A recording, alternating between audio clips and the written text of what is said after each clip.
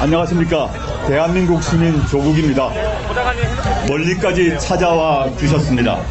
고개 숙여 감사 인사 드립니다. 저는 법원 판결의 사실 판단과 법리 적용에 동의하지 못하지만 대법원 선고를 겸허히 받아들이고 국법을 준수하는 국민으로서 의무를 다하기 위해 이곳에 왔습니다.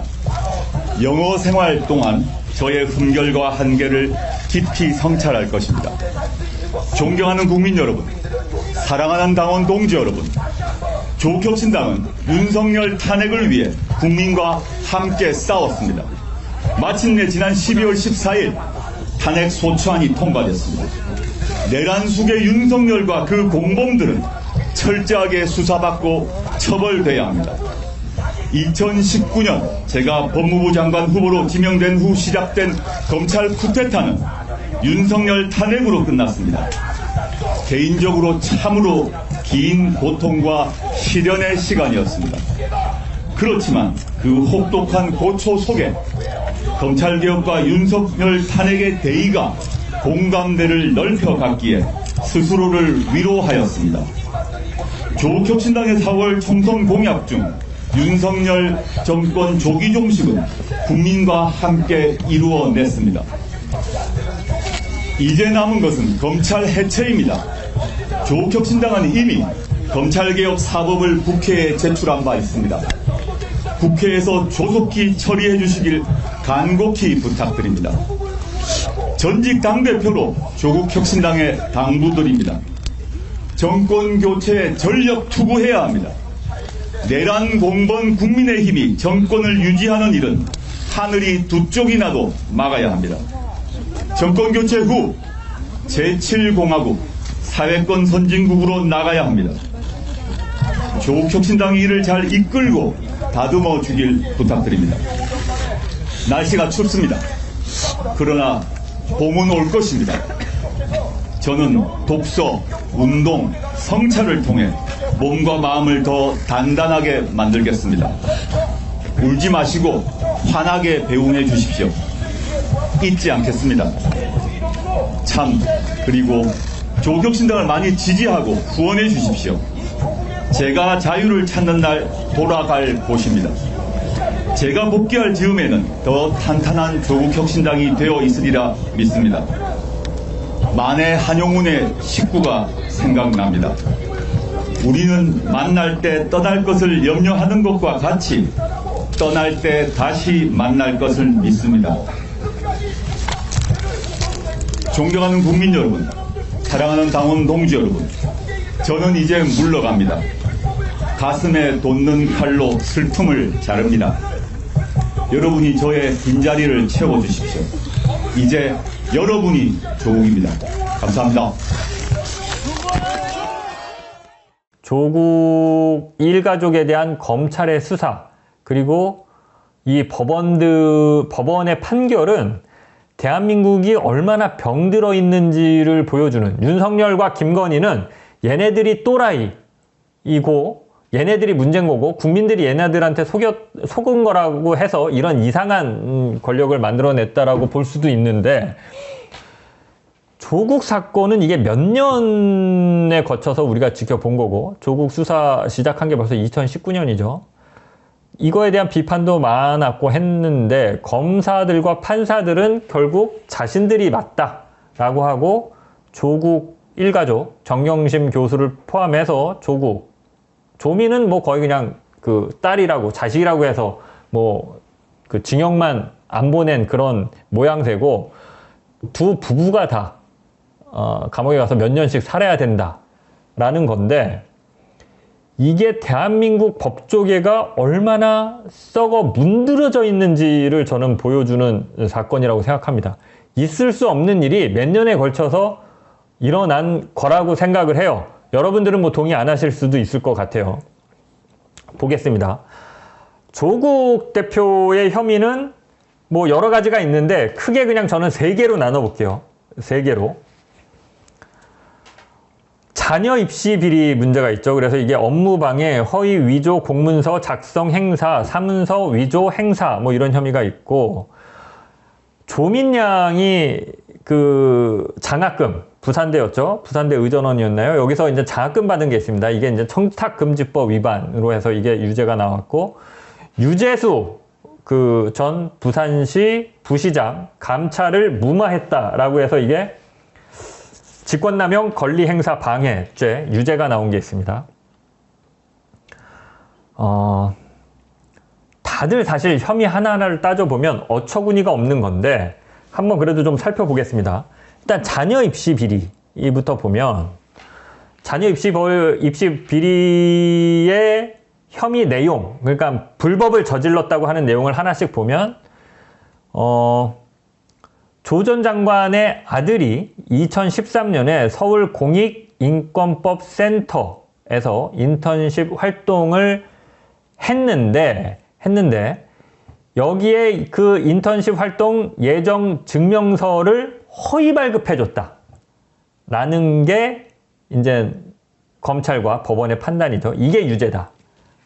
인턴십 활동을 했는지 잘 모르겠고 이 증명서를 그러니까 허위 발급한 거다. 뭐 이런 겁니다. 그 다음에 이 또 조국 대표의 아들이 그 미국 조지 워싱턴대 시험을 온라인으로 치를 때 조 전 장관이 그 시험을 아들과 같이 풀었다? 내지는 이제 아들이 궁금해한 거를 뭐 좀 설명을 해줬다 옆에서 이런 거죠. 이게 유죄입니다. 또 이거 황당하죠. 미국 조지 워싱턴대의 뭐 업무 방해를 했다라는 겁니다. 국내 기관도 아닌 외국 대학의 업무를 방해했다라는 겁니다. 또 하나 2017년에 그 조국 대표의 아들이 고려대 연세대 대학원에 그 지원을 했고 2018년에는 충북대 법학전문대학원에 지원을 했는데 이렇게 그 대학원에 지원할 때 허위 증명서를 제출했다. 그리고 지원서에 허위 경력을 기재했다라는 겁니다. 그러니까 이런 거죠. 뭐 인턴십 아까 얘기했지만 인턴했다라는 증명서, 뭐 어디서 무슨 활동했다라는 증명서 이런 게 일단 너 가짜야라고 만들어 놓고 그 가짜를 지원서에 썼네라고 하니까 이것도 불법이야라고 한 거죠. 마찬가지로 조국 대표의 딸 조민 씨가 부산대 의학전문대학원에 지원할 때 한 7가지 정도 되는 허위 스펙, 그러니까 지원할 때 허위 경력을 또 적었다라고 하는 겁니다. 저는 제가 드리고 싶은 말씀은 뭐냐면 이게 이제 다음 혐의에서도 저는 똑같은 생각을 갖고 있는데 아까 사실 이것 때문에 임PD하고 이걸 얘기하다가 저 목소리도 좀 높이고 했습니다. 저는 이게 용납이 잘 안 되는 게 요새 많이 저희가 많이 이렇게 언론 보도를 통해서 예시를 드는 게 미국이 대선을 할 때 오바마하고 트럼프가 붙었을 때 트럼프가 오바마에 대해서 제 미국에서 태어나지 않았다. 그러니까 뭐 케냐 사람이다. 이런 식의 이제 허위 사실을 유포를 했죠. 오바마가 하와이에서 태어났나 그랬죠. 제가 정확하게 모르겠는데 미국에서 태어났고 미국 사람인데 쟤는 미국에서 태어나지 않았다라는 식으로 트럼프가 허위 사실로 흑색 선전을 수십 차례에 걸쳐서 했습니다. 우리 상식으로 따지면 당연히 이거 허위 사실 유포로 재판에서 유죄 받고 트럼프는 피선거권을 박탈당하는 게 우리 상식엔 정상이죠. 그런데 미국은 대선에서 이게 정치인들끼리 정치 활동을 한 거잖아. 그리고 유권자들이 보고 충분히 판단할 수 있었잖아. 그건 정치의 영역이지 그걸 왜 사법의 영역으로 갖고 와? 정치권에서 알아서 해. 그건 유권자와 정치인들이 정치 영역에서 알아서 해결할 수 있는 문제야. 사법의 영역으로 갖고 오지 마. 라고 해서 기소나 재판 자체를 안 했잖아요. 그건 또 미국의 상식입니다. 그죠? 저는 여기서 미국이 맞다라고 생각해요. 기본적으로. 이건 제가 여러분들한테 강요하고 싶은 생각은 없는데 제가 요새 무섭다라고 생각하는 거, 특히 이제 조국 사태를 보면서 다 마찬가지입니다. 이재명 와이프 김혜경 여사의 10만 8천 원짜리 법인카드, 그렇죠? 유시춘 EBS 이사장의 법인카드, 직원들 4천 원짜리인가 5천 원짜리 식권 사준 게 법인카드 부정사용이고 배임이라고 해서 수사하고 기소하는 거죠. 이런 모든 것들이 원래는 수사의 영역에 있지 않았던 거예요. 사법의 영역에 있지 않았던 것들이에요. 법인카드 좀 부정하게 썼다? 저도 말씀드렸죠. MBC 법인카드 좀 부정하게 썼으면 MBC에서 징계받고 끝나면 될 일이지 제가 그걸로 검찰 조사를 받아야 돼요? 어느 대학에 지원서를 쓰면서 슬쩍 제가 어디서 봉사활동을 안 했는데 봉사활동을 한 것처럼 혹은 제가 생각했을 때 봉사활동을 20시간 했는데 봉사활동을 40시간 맞춰서 봉사활동 수료증을 받은 것처럼 사실은 수료증은 받지 못하고 봉사활동 일부만 참가했는데 이런 식으로 대학에 지원하거나 어디 지원할 때 그렇게 썼다라고 해서 검찰이 이걸 수사해서 업무방해나 허위 문서로 수사하는 게 맞느냐, 그래서 징역형을 살리는 게 맞느냐, 저는 이거에 대해서 아주 뼛속 깊이 반감을 갖고 있습니다.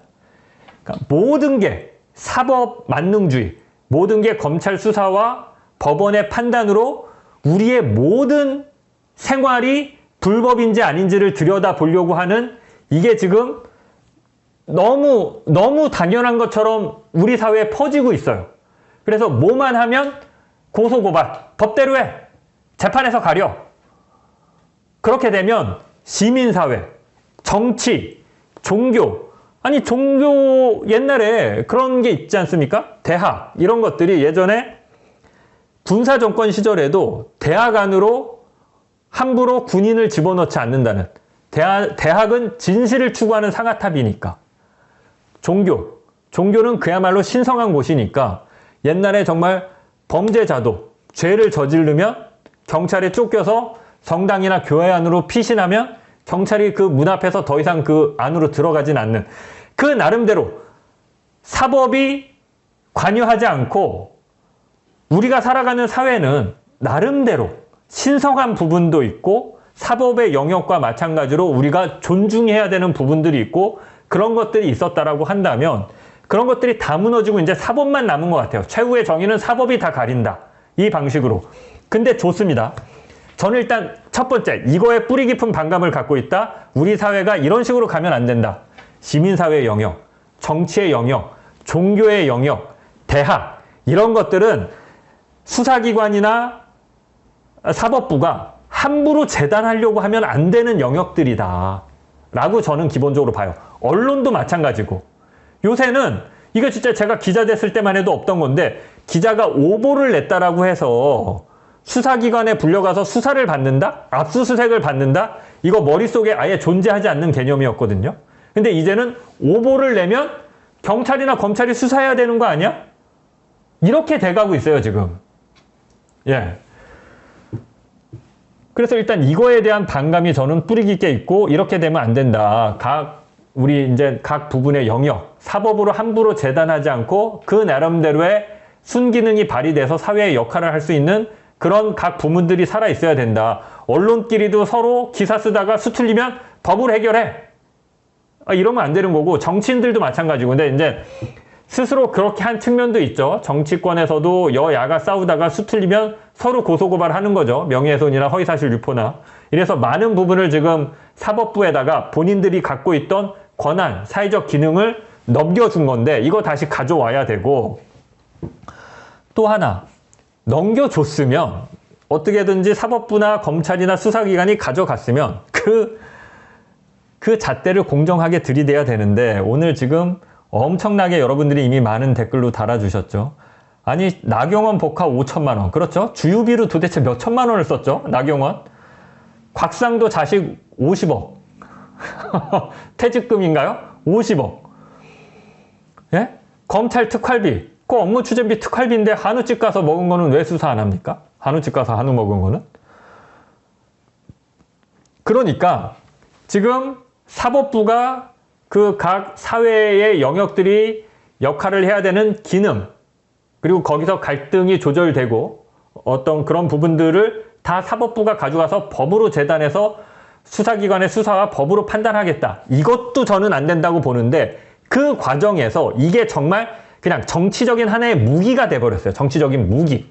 원래는 사법의 대상이 아니었던 게 사법의 대상으로 가져왔는데 온 게 뭐예요? 이재명, 조국, 뉴스버스, 뉴스타파, MBC 이런 것만 다 사법의 영역으로 갖고 와서 니네 불법인지 들여다볼 거야. 지금 이러고 있는 거잖아요. 그 잣대도 공정하지 않다. 이 두 가지를 반드시 바로 잡아야 된다. 저는 100번 양보해서 그래 다 사법의 영역으로 가져와 라고 했으면 공정하게 해야죠. MBC가 아니 제가 법인카드를 10만 원 잘못 써서 수사를 받으면 조선일보 기자도 법인카드 10만 원 잘못 써서 수사 받아야죠. 왜 뉴스버스, 뉴스타파 뭐 예를 들면 뭐 이명수 기자 이런 데만 수사를 받아요. 지금 근데 그러고 있잖아요. 그러니까 이 두 가지를 반드시 바로 잡아야 된다. 근데 지금 저는 사실 이게 우리가 이게 너무 쉽게 좀 놓친 측면이 있어요. 이것들을. 근데 언론계 내부에서도 그런 얘기들은 있었습니다. 아니 이거 원래는 언론이 기사 쓰면 언론 활동에 대해서는 수사기관이나 그 사법부도 함부로 들여다보지 않고 함부로 재단하지 않고 언론 역할은 언론 역할로서 오보가 나면 오보가 난 것으로서 뭐 이게 이제 뭐 피해 입은 정도만 이렇게 피해 보상을 한다든지 이렇게 했지 이거를 무슨 조사를 해서 형법으로 걸어서 뭐 기자들을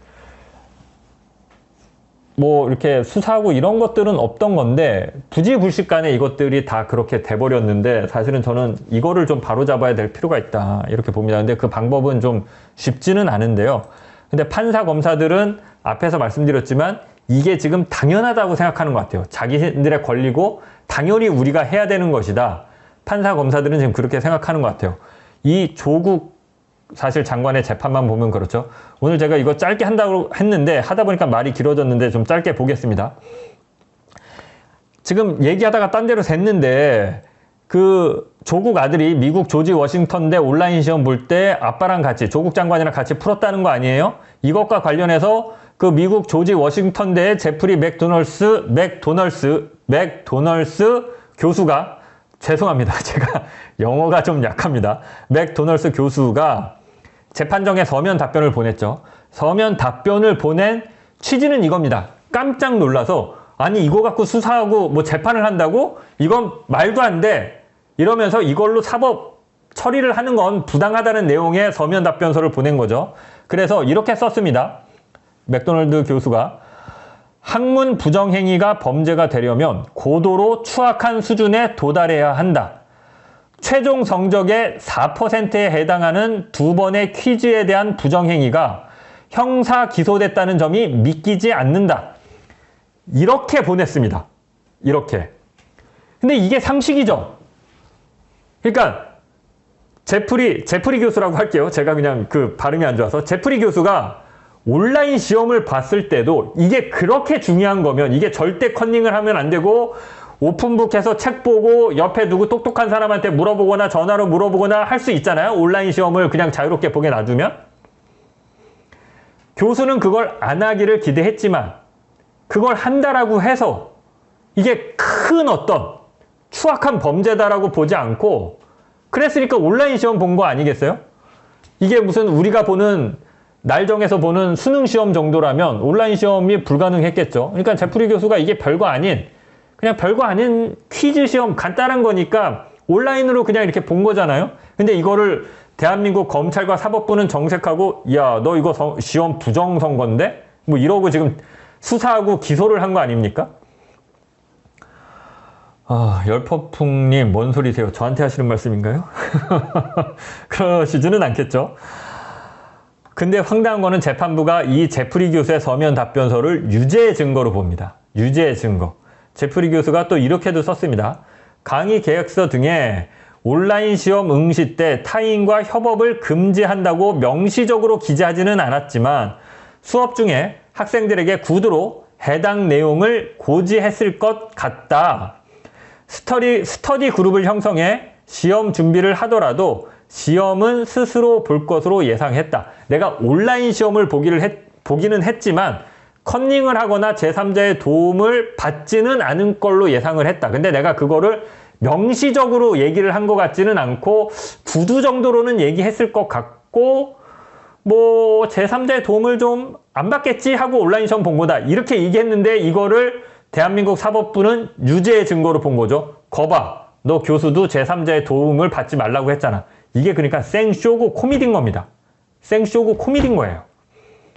제가 그냥 그 얘기를 하는 겁니다. 이게 어떻게 사법의 대상이 됩니까? 제가 계속 얘기하는 게. 아니, 저는 조국 장관과 조국 아들이 잘했다라고 지금 얘기를 하는 게 아닙니다.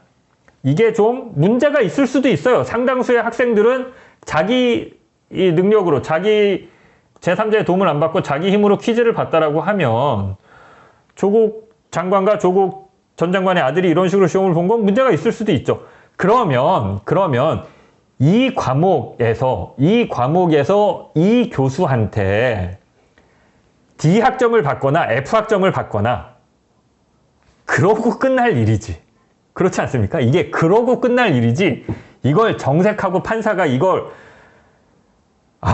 이게 생쇼죠, 생쇼. 예. 조민 씨의 장학금도 마찬가지라고 전 보는데, 노환중 부산의료원장이 조민 씨한테 장학금을 준 게 이제 청탁금지법 위반이라고 한 건데, 처음 장학금을 줄 때는 교수였기 때문에, 조국 전 장관이 교수였기 때문에 청탁금지법 대상이 아니고, 근데 장학금을 받는 와중에 지금 공직, 민정수석인가가 된 거죠. 그래서 공직자가 된 이후에도 장학금 나은 거는 청탁금지법으로 본 건데, 와, 이게 대단합니다. 진짜 대단해. 예, 대단합니다. 아무튼 곽상도 아들 50억 받은 것도 그렇고, 박영수 특검 자녀 문제도 그렇고, 그렇죠. 김건희 디올백 받은 것도 그렇고, 진짜 다 죄가 안 되는데, 조민 씨 장학금 받은 건 아무튼 아빠가 공직자니까 형사처벌 대상이고 너 유죄다. 진짜 대단합니다. 그러면 제발 국수본이 됐든 검찰이 됐든 지금 윤석열 정부 하에서 윤석열 대통령실에 있거나 윤석열 강요의 고위 공무원이나 장차관 뭐 이런 사람들의 자녀들 장학금 받으면 다 유죄 아닙니까? 다 유죄죠. 아빠가 윤석열 정부의 공직자, 고위 공직자, 대통령실의 뭐 수석, 비서관 이랬는데 장학금 받아 어디서? 누가? 다 불법이죠. 이 논리로 하면, 조민 씨한테 유죄를 준 논리로 하면 그렇지 않습니까? 아빠가 민정수석인데 장학금 받았어. 유죄야. 지금 노환중 교수가 어떤 의도로 장학금을 준 건지는 밝혀내지 못했잖아요. 그리고 이 경우에는 장학금 준 의도가 명확하죠. 공직이랑 상관이 없는 거죠. 공직에 가기 전부터 장학금을 줬으니까. 진짜 대단합니다. 대단해. 유재수 감찰무마가 하나 또 있는데 요거는 조금 복잡한데 그래도 한번 설명을 드려볼게요. 진짜 이게 이제 김태우, 여러분들 다 잘 아시죠? 강서구청장 얼마 전에 보궐에 출마했다 떨어진 그 김태우가 문재인 정부에서 청와대 민정수석실 특별감찰반의 수사관으로 있었죠.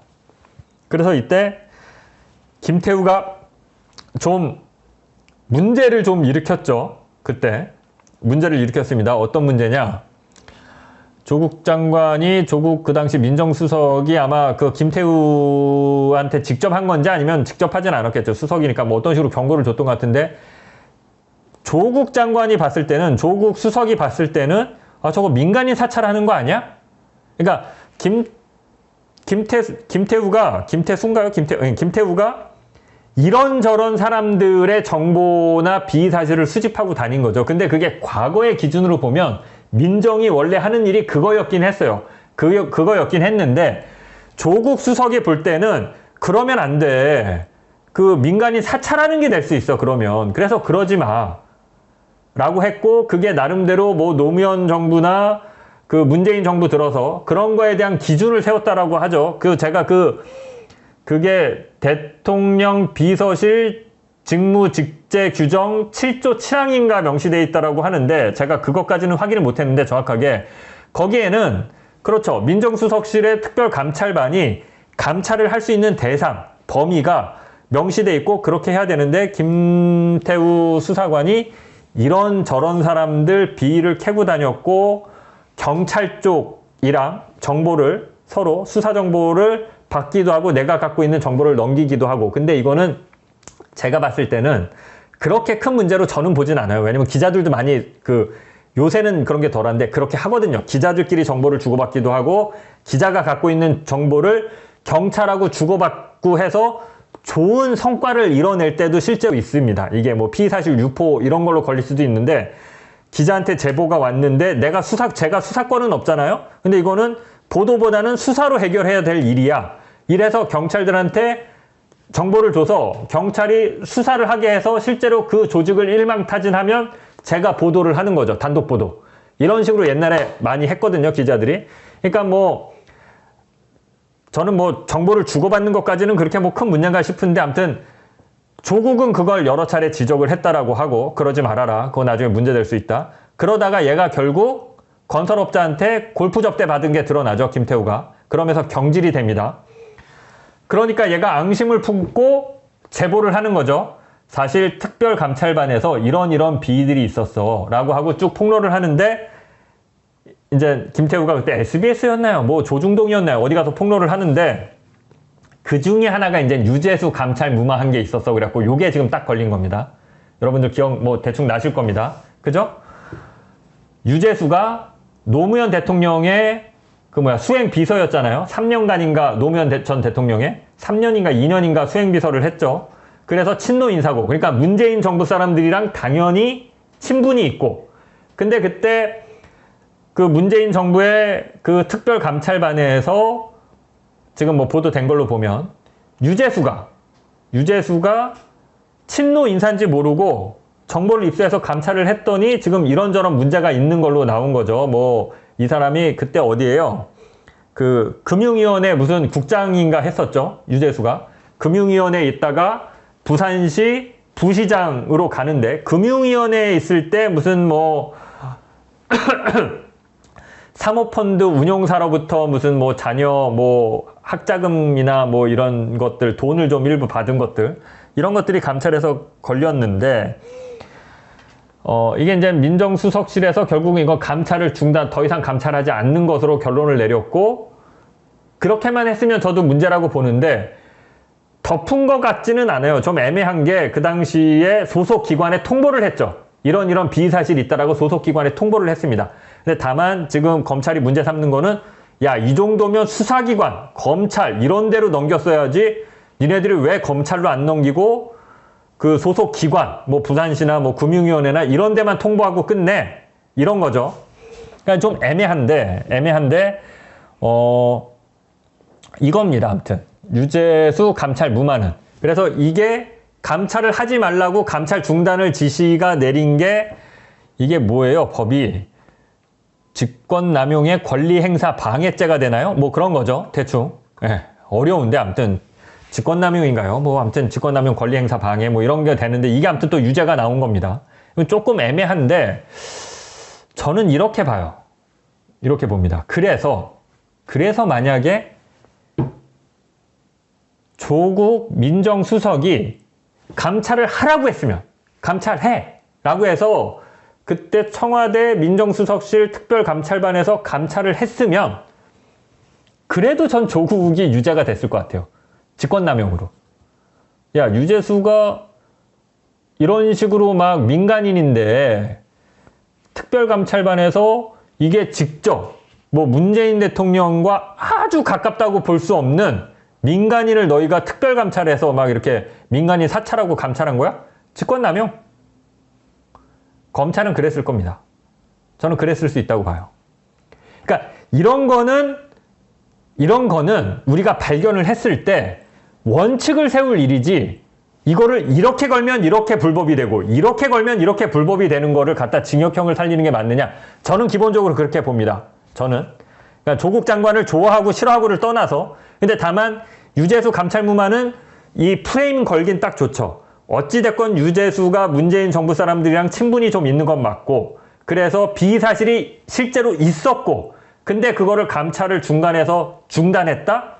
이상한데? 이렇게 볼 수 있는 건 있는데 저는 좀 걸리는 게 유재수 정도 되는 사람을 직접 대통령실에 있는 것도 아니고 문재인 대통령의 친척도 아닌 사람이고 부산시의 부시장 정도 되는 사람이면 아주 핵심이라고 볼 수 있고 굉장히 고위직이라고 볼 수도 없습니다.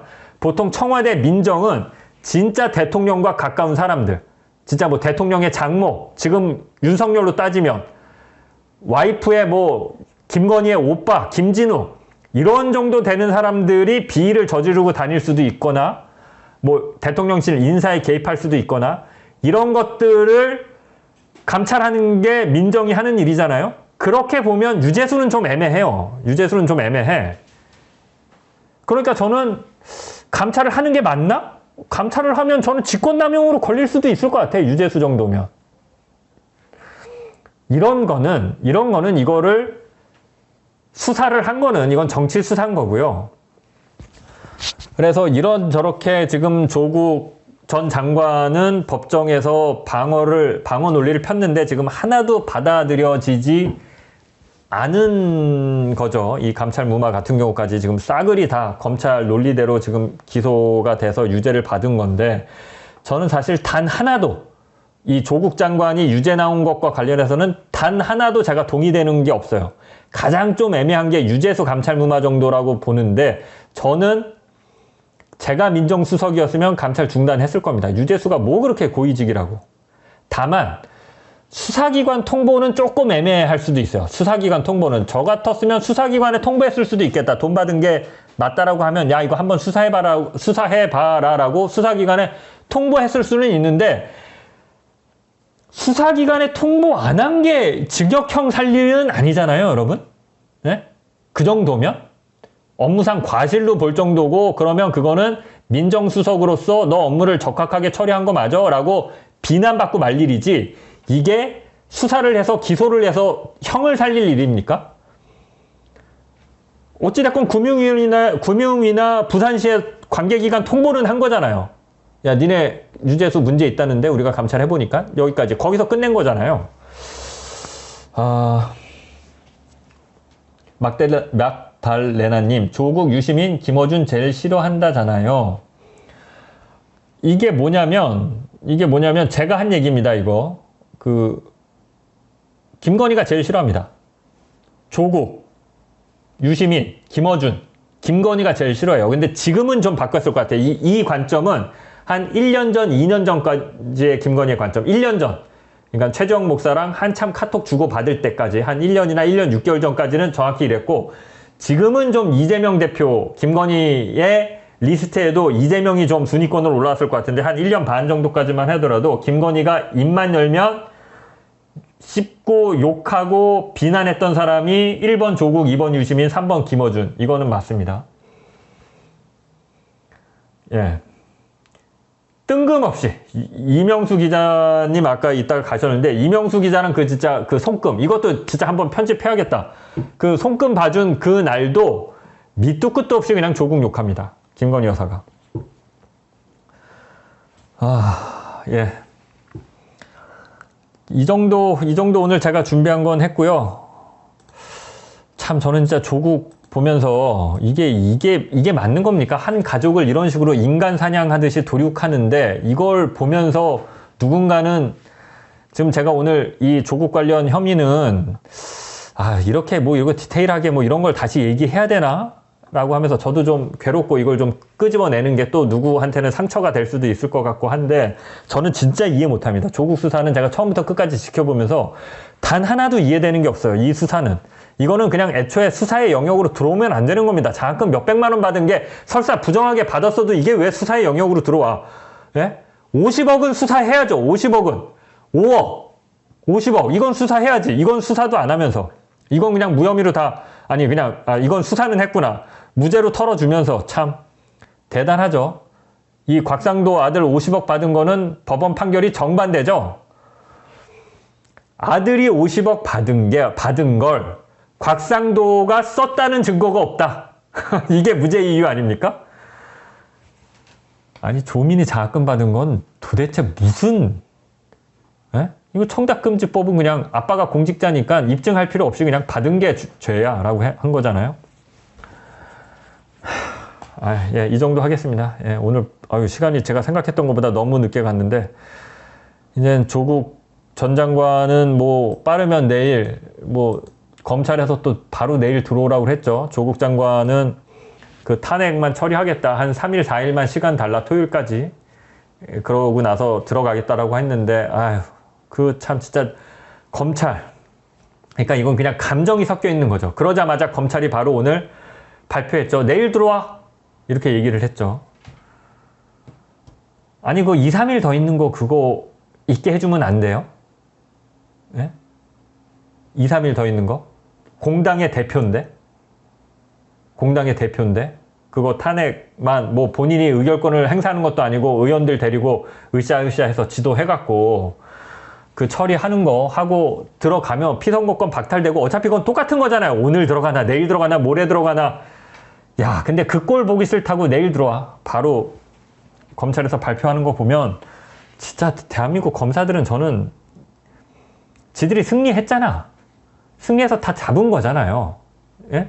잡았는데 정말 잔인한 방식으로 마지막까지도 칼로 쑤시겠다 뭐 이런 거 아닙니까? 이런 표현 하기는 좀 그렇지만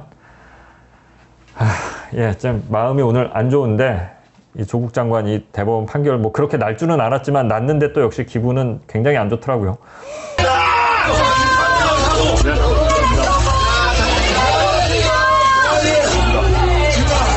네, 들어가십시오. 들어가겠습니다. 네, 가겠습니다.